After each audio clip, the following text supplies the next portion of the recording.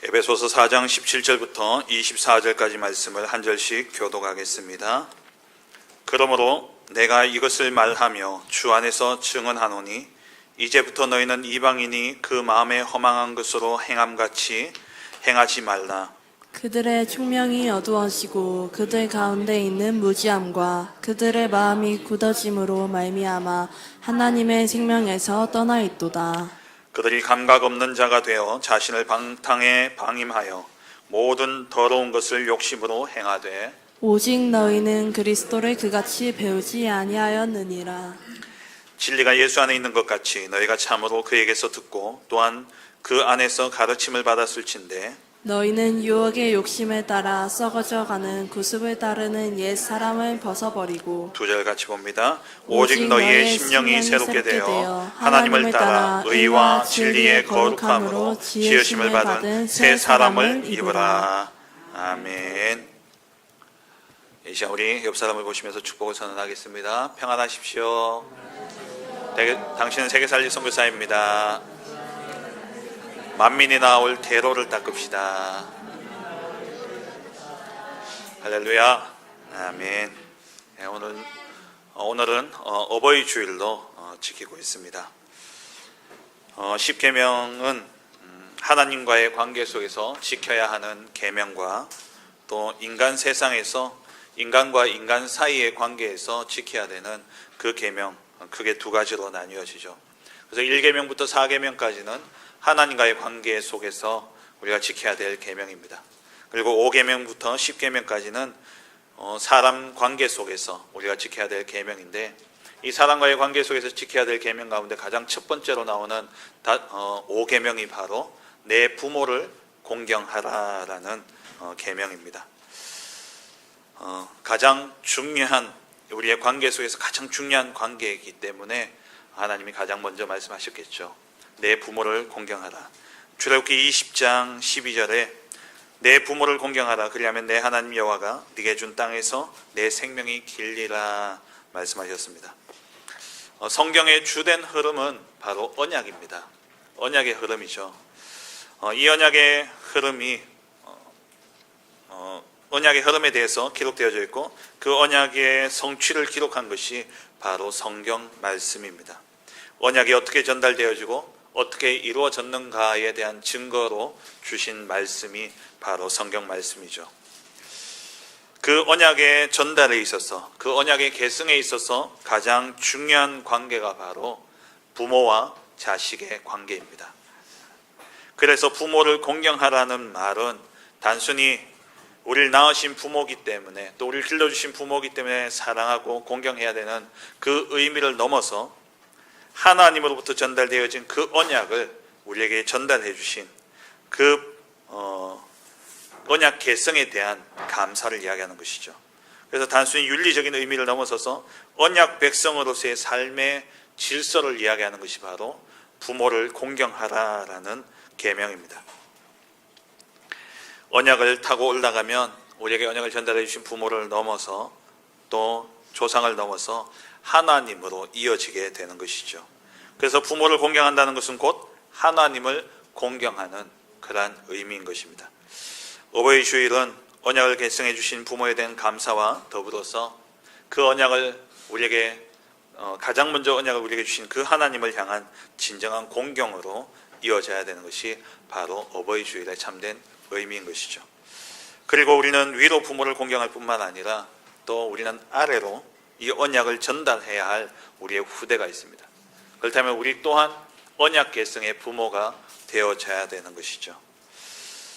지금부터 내 자녀, 또 이미 자녀를 다 키우신 분들은 내 손주들에게 이 언약을 전달하는 일에, 언약을 계승하는 일에 여러분 정말 생을 들이시고, 뿐만 아니라 또 교회 안에서와 또 237과 5천 종족을 두고 한 명의 렘넌트를, 한 명 이상의 렘넌트 인재를 키우는 그 일에 여러분들 생을 드려야 되겠습니다. 어제 우리 토요 메시지 때 전 세계에 있는 237, 5천 종족에 있는 그러한 인재들을 불러서 복음을 심으라 말씀을 하셨죠.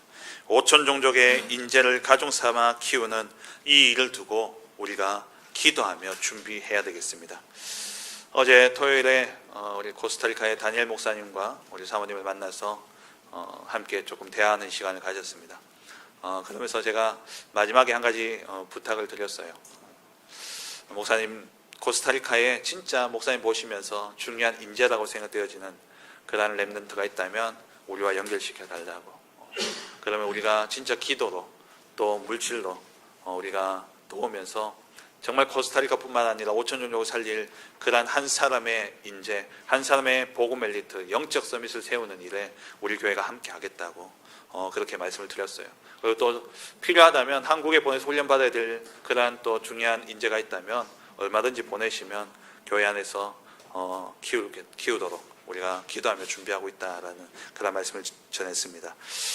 정말 우리가 남은 생에 해야 될 중요한 일이 있다면 복음 가진 인재를 키워야 됩니다. 정말 황제 앞에서 황제를 살릴 영적 황제인 렘넌트를 우리는 키워야 됩니다.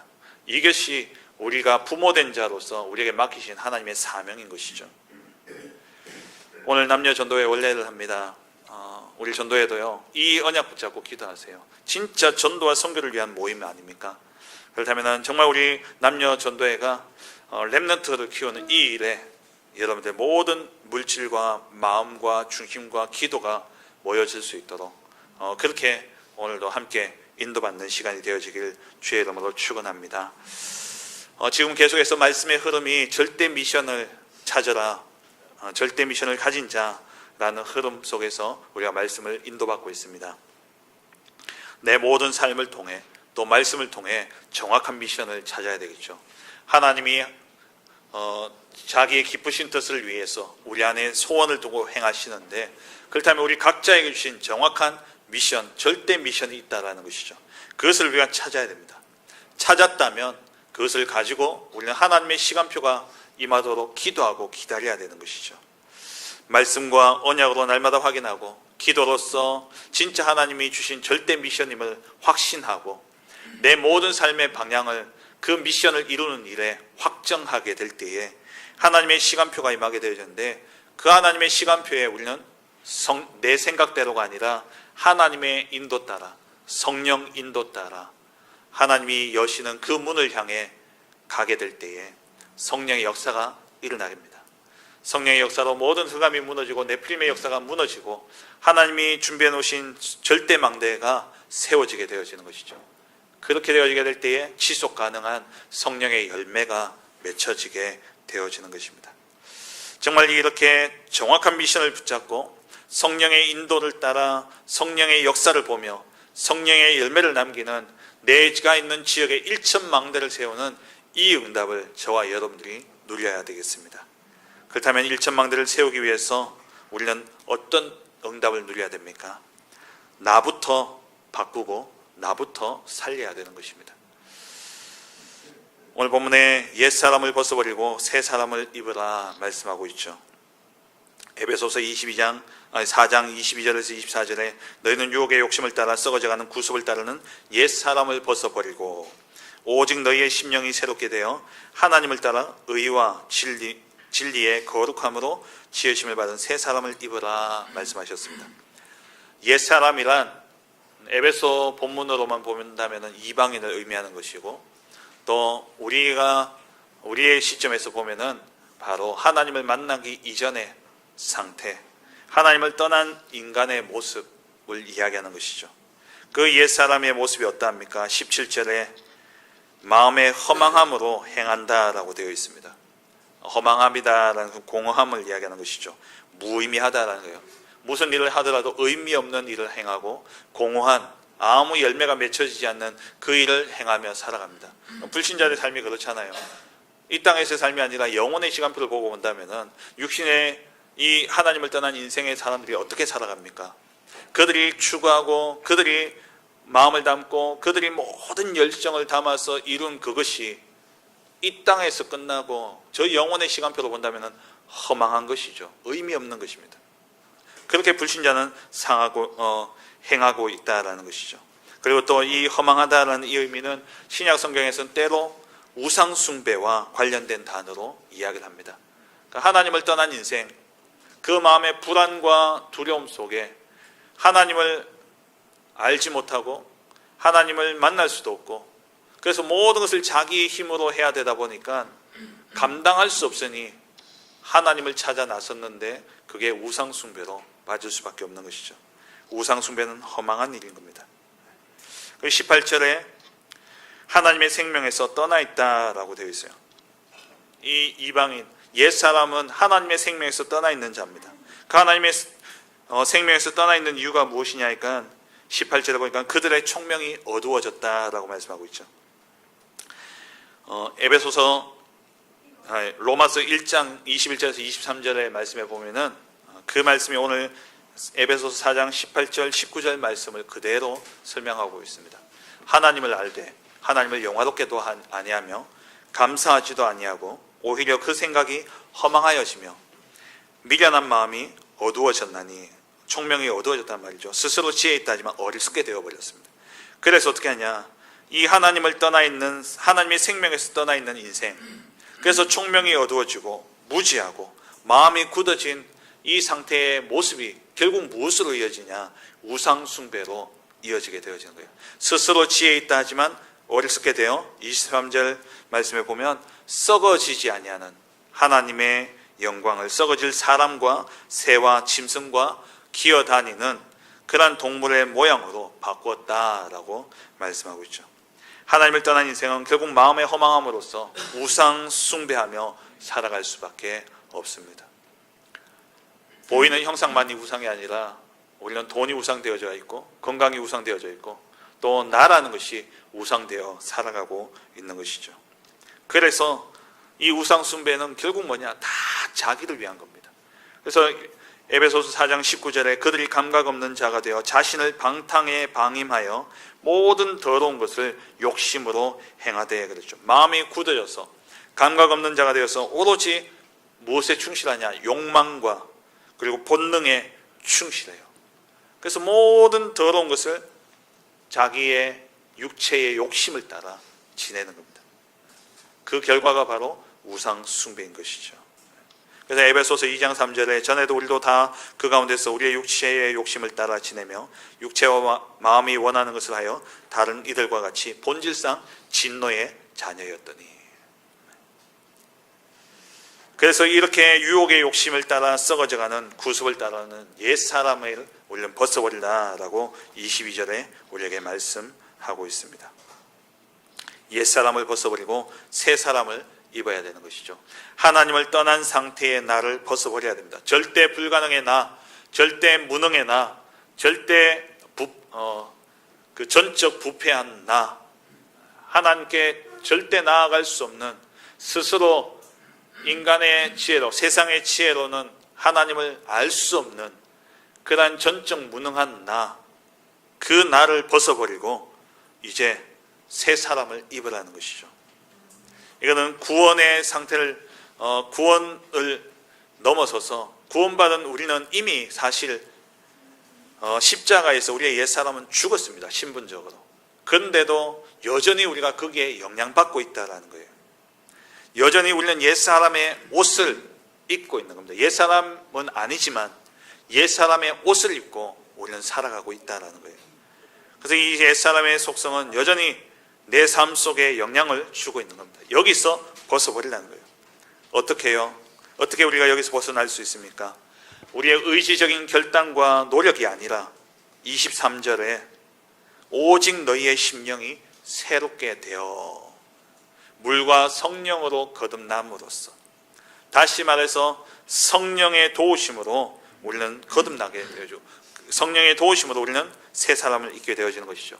그러면서 24절에 하나님을 따라 의와 진리의 거룩함으로 지으심을 받은 새 사람을 입으라 말씀합니다. 의와 진리의 거룩함, 하나님의 형상을 의미하는 것이죠. 하나님이 곧 의와 진리의 거룩입니다. 의, 하나님의 의를 의미한다면 진리는 성자 예수 그리스도를 이야기하는 것이고, 거룩이라는 것은 성령을 이야기하는 것이죠. 성삼위 하나님으로 우리는 지으심을 받았습니다. 성삼위 하나님의 형상대로 우리는 지으심을 받았습니다. 그 형상을 회복하라는 그 형상을 우리는 날마다 회복해야 됩니다. 그래서 어떻게 해요? 고린도후서 5장 17절에 누구든지 그리스도 안에 있으면 새로운 피조물이라 이전 것은 지나갔으니 보라 새 것이 되었도다. 우리가 그리스도 안에 들어가게 될 때 그 그리스도로 말미암아 의와 진리와 거룩의 하나님의 형상이 회복되어지게 될 때에 우리는 새로운 피조물이 되어지고 새로운 그러한 이전 것은 지나간 옛사람은 지나가고 새로운 그러한 사람이 되어지는 것이죠. 새 사람을 입은 사람은 어떤 사람입니까? 첫 번째입니다. 우리의 모든 과거를 두고 새 사람을 우리는 입어야 되겠습니다. 나의 과거는 오직 복음으로 우리는 증거 삼는 겁니다. 우리의 모든 지나간 과거, 이 과거는 없어지지 않습니다. 이 과거가 우리에게 어떻게 남아있느냐가 중요하죠. 과거는 절대 없어지지 않습니다. 그 과거가요, 끝난 게 아니라니까요. 오늘까지도 우리에게 영향을 주고 있습니다. 때로는 그 과거가 지금 나의 현실과 상황으로까지 연결되어져 있는 그러한 경우가 있죠. 지난날에 내가 어떤 경제의 문제로 인해서 그 빚을 또 그 경제적인 어려움으로 지금도 내가 어려움을 당하고 있을 수도 있습니다. 지난날의 그러한 과거의 실패가 오늘 나에게까지, 오늘 내 삶에까지 영향을 줄 수 있다는 거죠. 또 어릴 때의 학업이나 또 기능을 준비하지 못함으로써 또 지금의 현실적인 어려움 속에 있을 수도 있습니다. 그리고 때로는 또 이 과거가 상처와 트라우마로 남아서 우리의 생각과 삶을 지배하기도 합니다. 내 현실이 되어지지는 않았지만 그 상처와 트라우마가 내 현실에 계속해서 영향을 주면서 내 생각과 삶을 지배하고 있다는 것이죠. 그래서 지난날의 실패 때문에 생긴 열등감과 비교의식, 그것 때문에 늘 나는 뭔가를 하려고 해도 나는 부족하다, 나는 안 된다는 생각 속에 사로잡힐 수 있습니다. 그리고 과거의 실패로 인해서 오늘의 도전이 두려울 수 있습니다. 그리고 상처 때문에 내가 상처 안 받기 위해서 자기 방어적인 그러한 삶을 살고 있죠. 그러니까 이렇게 그 과거가 내 현실과 상황이 되어진 것도 있지만 또 그 과거가 내 생각과 내 마음을 탁 잡고 영향을 주고 있다는 거예요. 또 과도한 그러한 상처 때문에 과도하게 타인을 의식하는 그러한 삶을 사는 사람도 있습니다. 잘 보이려 하고 늘 인정받으려 하고 또 때로는 사람을 피하기도 하고 이러한 문제들이 내게 와 있죠. 또 어떤 사람은 비판적이고 냉소적인 그러한 태도로 늘 부정적인 태도를 가지고 살아가는 사람들이 있습니다. 그렇기 때문에 이 과거는요, 나의 현실이 되어져 있거나 아니면 내 생각과 내 삶에 계속적으로 영향을 주고 있다는 겁니다. 그래서 이 과거는 절대 없어지지 않습니다. 과거를 단순히 잊어버리거나 덮는다고 해결되어지는 것이 아니다라는 거죠. 그래서 과거는요, 없애는 것이 아니라 과거는 바꿔야 되는 겁니다. 과거는 바꿔야 돼요. 시간이 지난다고 해결되어지는 것이 아닙니다. 시간이 지나면 지날수록 더 깊이 각인되어지고 더 내게 영향을 주고 결국에는 그게 드러나게 되어 있습니다. 마치 봄이 되면 밭을 갈고 거름을 뿌려 놓잖아요. 그 거름 냄새를 막으려고 위에 흙으로 덮어 놓습니다. 그러면은 날이 화창한 날에는요, 이게 거름도 마르고 위에 덮여 있는 흙이 말라가지고 냄새가 안 나요. 그리고 거름이 있는지도 모릅니다. 근데 비가 오면, 봄비가 내리면 온데 거름 냄새가 왕동을 하는 거죠. 예전에 우리 하나교회 그 나무에다가 이렇게 거름을 친 적이 있었어요. 처음에 쳤을 때 냄새가 조금 났는데 햇빛이 쨍쨍하고 나니까요, 그때 냄새가 별로 안 났어요. 비가 오고요, 난리가 났습니다. 온 동네 거름 냄새가 왕동을 하는 거죠. 마치 그것처럼 우리 속에 있는 이 과거, 이게 시간이 지나가면 시간이 덮여지고 또 잊혀지기 때문에 없다라고 생각하는데 그 비슷한 상황과 현실이 딱 닥치게 되면 이게요, 내게 또 드러나게 되어 있다는 거예요. 그래서 우리는 과거를 바꿔야 됩니다. 상처는 하나님의 이유가 있는 감사로 바뀌어져야 진짜 치유가 되어지는 거예요. 상처는 감사, 하나님의 뜻이 발견되어짐으로써 하나님 이 일 때문에 내게 이 일을 주셨구나라고 생각되어지게 될 때에 진짜 감사가 나오면서 그때 그것은 상처는 치유되어집니다. 그리고 우리의 실패는 더 큰 그릇을 준비하는 하나님 발판으로 주신 거예요. 그래서 갱신이 필요한 것이죠. 그리고 때로는 우리의 실수와 우리의 죄, 그것은요 나의 연약함을 통해 채워지는 하나님의 은혜로 바꿔야 되는 겁니다. 그러기 위해서 가장 중요한 것이 이 일에 대한 하나님의 숨은 계획을 찾아야 되는 것이죠. 복음 안에서의 나의 정체성을 먼저 확인해야 됩니다. 나는 누굽니까? 영접하는 자, 곧 그 이름을 믿는 자들에게 하나님의 자녀가 되는 권세를 주셨으니 예수가 그리스도 되심을 믿음으로 말미암아 나의 모든 죄의 배경과 모든 사단의 권세와 지옥의 권세가 완전히 꺾여졌습니다. 거기서 완전히 해방되어진 하나님의 자녀가 되었습니다. 하나님의 자녀된 나를 하나님은 나와 함께 하시고 나를 인도하십니다. 내가 하나님 자녀된 그 순간부터가 아니라 자녀로 삼으신 그때부터. 언제 우리를 하나님 자녀로 삼으셨습니까? 에베소서 1장 4절에 창세 전부터. 그렇다면 나의 모든 과거도 하나님의 섭리와 하나님의 작정하심 속에, 다시 말해 하나님의 절대적인 주권 속에 나의 과거가 다 있는 겁니다. 하나님이 손안에 있었다라는 거예요. 하나님은 나의 과거에도 함께 하셨고, 또 하나님이 과거에 나와 함께 하셨다는 것은 내가 지난날에 겪었던 그 모든 과거를 다 아시고 계셨고 그 모든 것을 하나님이 다 허용하셨다라는 겁니다. 그렇다면 하나님은 지금 내게는 그것이 아픔이고 상처일지 모르지만 하나님은 그것을 통해 반드시 더 좋은 것을 주시기 위한 하나님의 계획이라는 것이죠. 그래서 가장 먼저 하나님이 하셨다라고 인정하셔야 됩니다. 잠언 3장 6절에 범사의 그를 인정하라. 그리하면 내 길을 지도하시리라. 하나님의 절대주권을 우리가 인정할 때에 비로소 하나님의 선하신 계획이 보여지게 되어지는 것이죠. 로마서 8장 28절에 하나님이 우리가 알거니와 하나님을 사랑하는 자 곧 그의 뜻대로 부르심을 입은 자들에게는 모든 것이 합력하여 선을 이루느니라. 우리의 모든 과거는 이 말씀 때문입니다. 하나님이 사랑하셔서 하나님이 뜻을 두고 우리를 부르셔서 그 부르심 안에서 내게 주어진 과거예요. 그렇다면 그 모든 것은 합력하여 선을 이루게 되어집니다.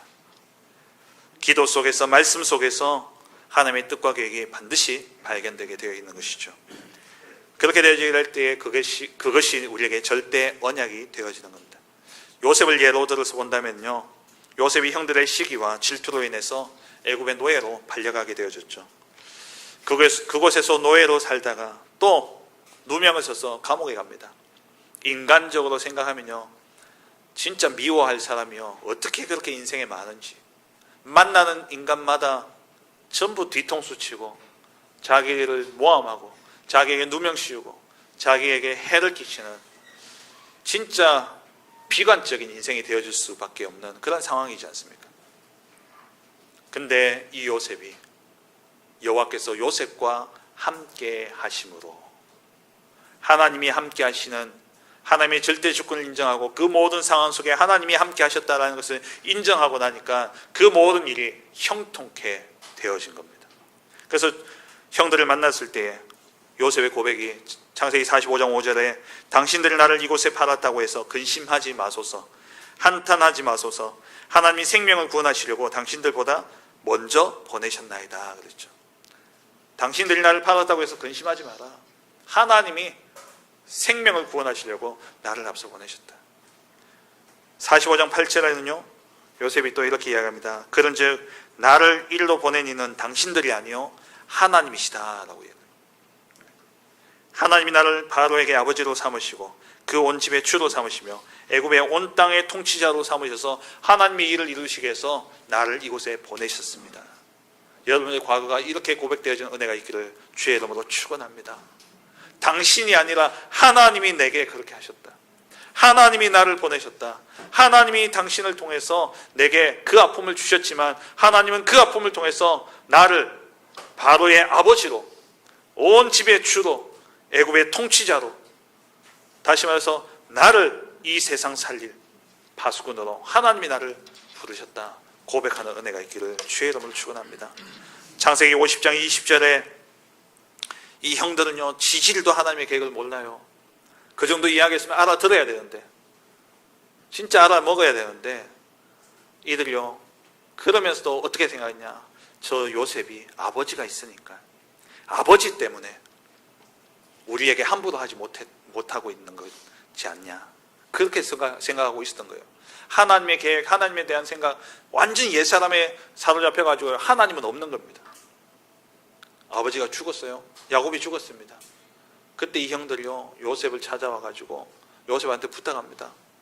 아버지가 우리들을 아끼라고, 우리를 그렇게 이야기했다. 뭐 그렇게 이야기하는데, 이때 요셉이 하는 이야기 뭡니까? 50장 20절에 팩트는 뭡니까? 이 형들이 요셉을 해하려고 했죠. 당신들은 나를 해하려 했으나 하나님은 어떻게 했다고요? 하나님은 그것을 선으로 바꾸사 오늘과 같이 많은 백성의 생명을 구원하게 하시려 하셨다. 그러면서 내가 당신들뿐만 아니라 당신의 자녀들까지도 내가 키우겠다라고 요셉이 이야기하죠. 여러분 마음에 누군가에 대한 원망이 있습니까? 여러분들 혹시 부모에게, 또 친구에게, 아니면 또 혹시 교회의 어떤 중직자들에게, 또 혹시 목회자에게 여러분 상처 입은 일들이 있습니까? 물론 그 사람은, 그렇게 상처를 준 그 사람은 깨닫고 갱신해야 되겠죠. 근데 그 상처를 준 사람은 잊어버리고 사실 그 상처를 준 것에 대한 미안함도 사실 없이 살아가지 않습니까? 근데 왜 나는 그 사람이 준 상처 때문에 나는 평생을 아프며 평생을 거기에 시달리며 살아가야 됩니까? 상처 준 사람은 아무렇지도 않게 살아가는데. 그러면요, 빨리 바꿔야 돼요. 그래서 이렇게 이야기하는 게 맞는지 모르겠습니다만은, 그 사람에 대한 진짜 보복은 뭐냐? 요셉과 같은 고백입니다. 요셉과 같은 고백이에요. 당신이 나를 해하려 했지만 나는 하나도 해함을 받지 않았다. 하나님이 오히려 그것을 선으로 바꿔가지고 당신을 살리라고 나를 보내셨다. 여러분의 과거가 진짜 증거로 바뀌어지고 다른 사람을 살리는 메시지로 바뀌어지고 발판이 되어지는 그러한 은혜가 있기를 주의 이름으로 축원합니다. 복음 안에서 우리의 과거가 재해석될 때에 그것은 나를 살리고 다른 사람을 살리는 강력한 무기가 되어지는 것입니다.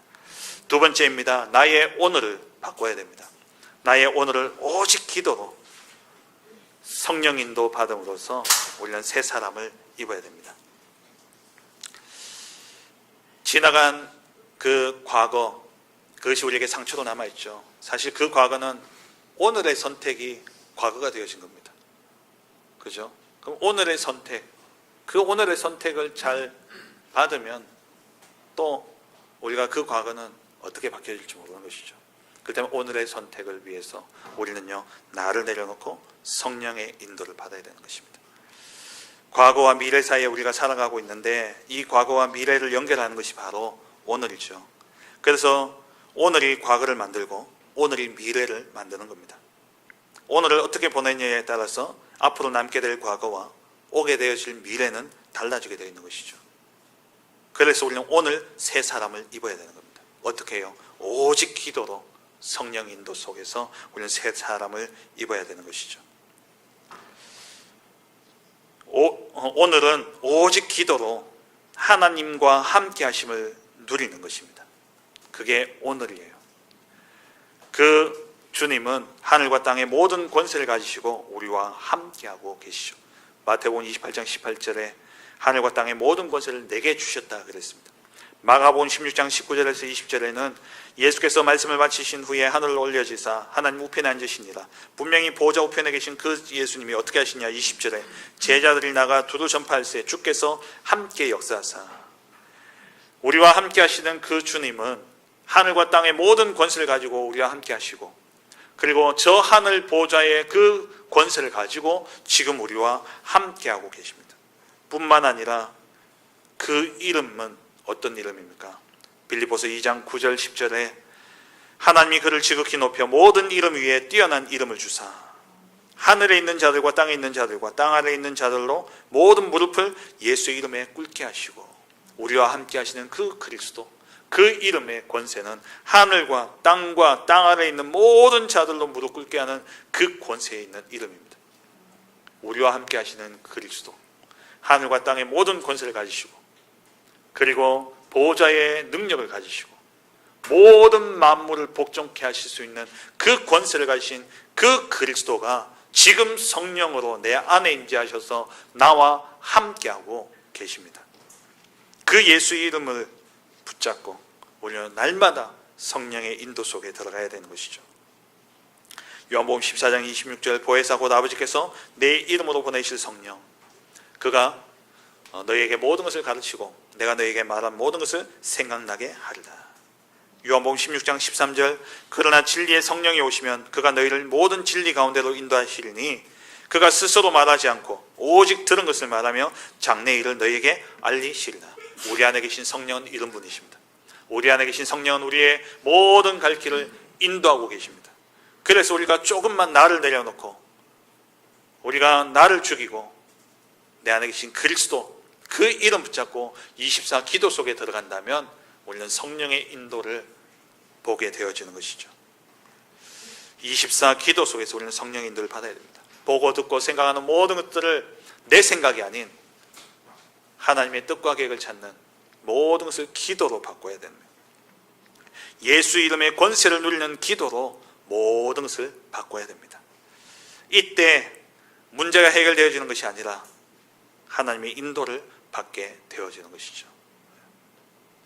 물론 그 인도가 때로는 내게 무거운 짐이 되어질 수도 있습니다. 그 인도의 결과가 내게는 실패일 수도 있습니다.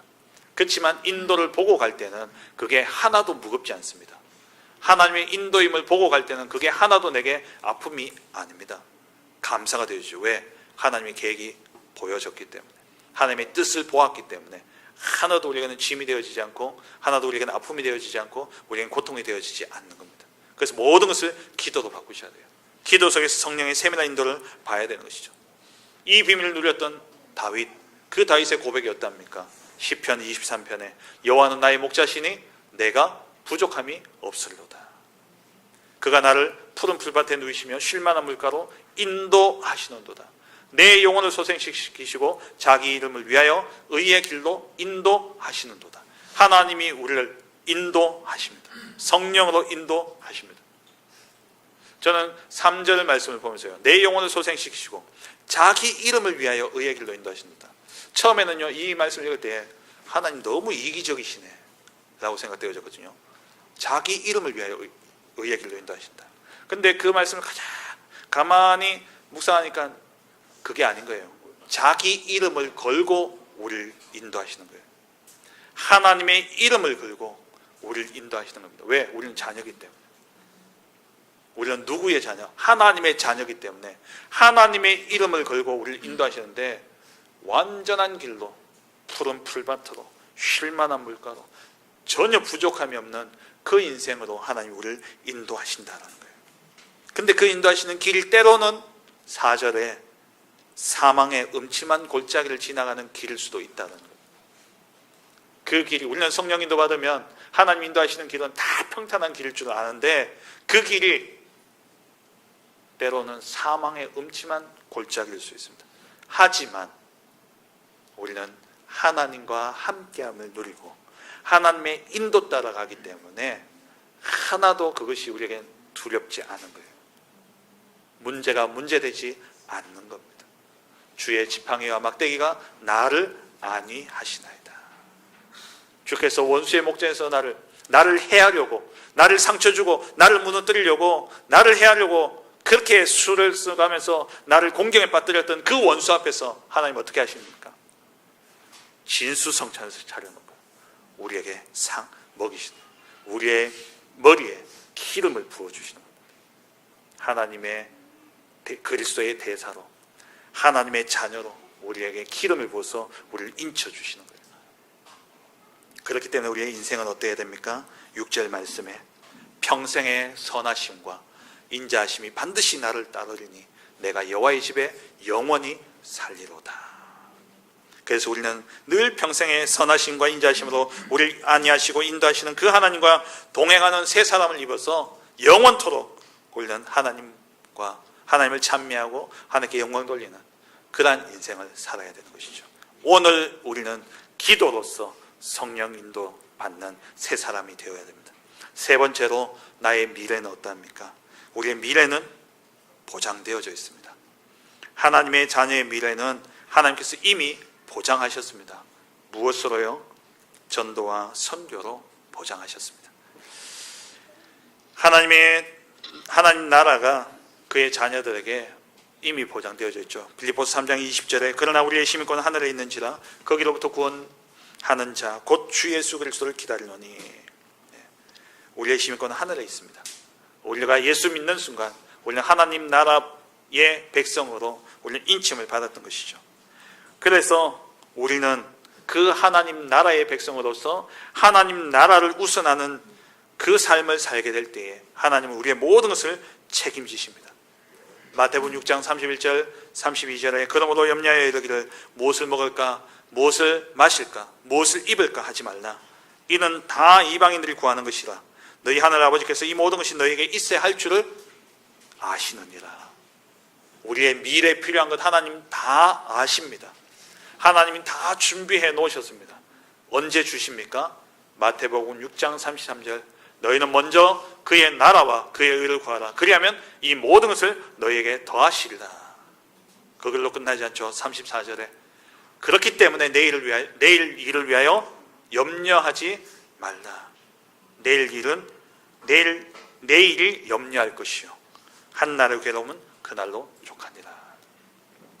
오늘 우리가 하나님 나라와 그의 의를 위해서 살아가게 될 때에, 다시 말해서 전도와 선교 위에 살아가게 될 때에 하나님은 우리의 모든 미래를 보장하시는 겁니다.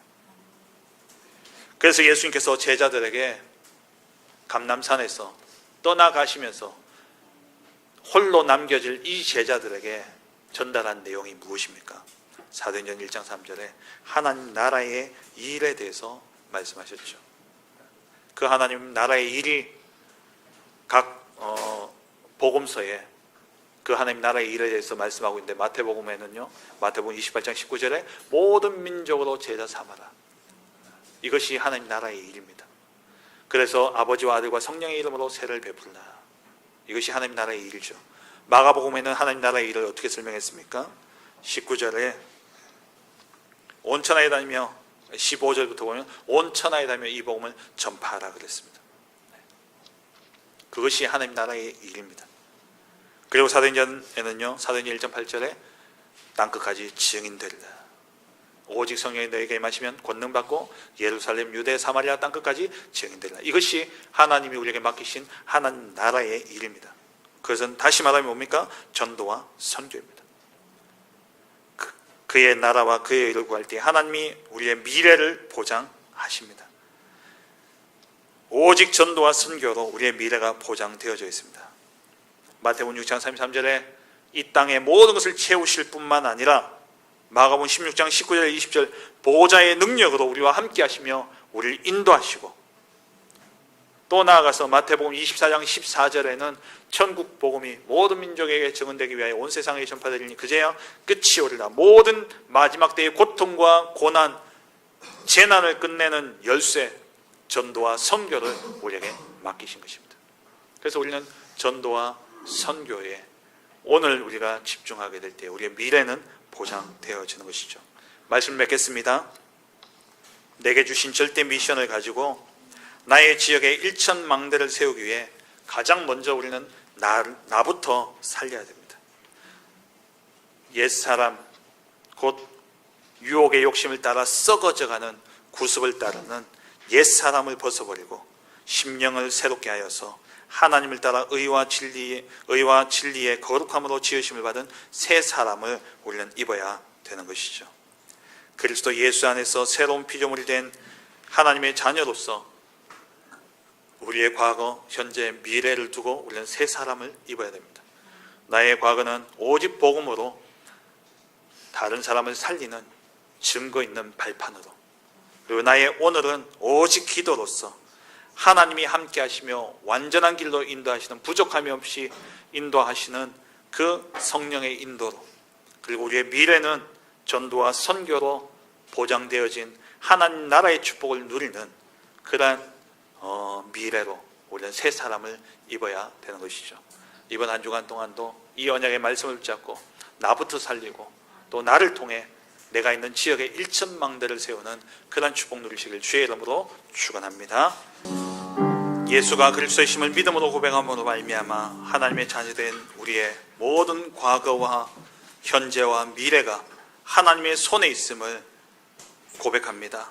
우리의 모든 지난날의 과거 또한 하나님의 손에 있었기에 하나님께서 그것이 우리에게 해로 다가올지라도 하나님은 그것을 선으로 바꾸셔서 모든 열방을 살리는 증거요 메시지로 주셨음을 확인하게 하여 주옵시고, 오늘 내가 가는 길이 비록 사망의 음침한 골짜기일지라도 나를 안위하시고 나를 인도하시며 늘 자기 이름을 위하여서 의의 길로 인도하시는 그 하나님의 인도를 따라 감으로 그 어떤 길도 우리에게 평탄한 길이요 형통한 길이 되어지는 축복 누리게 하여 주옵소서. 우리의 미래 또한 한 번도 가보지 않은 길이기에 불안과 두려움이 있을 수 있겠지만 먼저 그의 나라와 그의 의를 구함으로 말미암아 하나님이 보장하신 저 미래의 축복을 앞당겨 봄으로써 정말 부족함이 없는 복된 인생 살아가는 우리 모든 성도들 되게 하여 주옵시고, 그 증거 가진 증인으로 나의 있는 지역에 1천망대를 세우는 시대의 파수꾼으로 하나님 축복하여 주옵소서. 예수 그리스도의 이름으로 기도합니다. 아멘.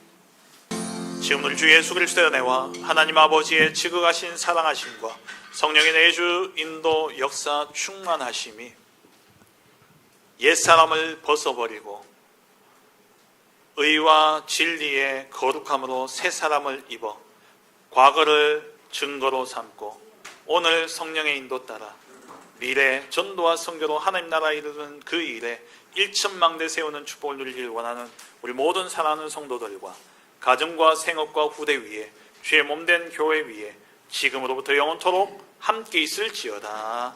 아멘.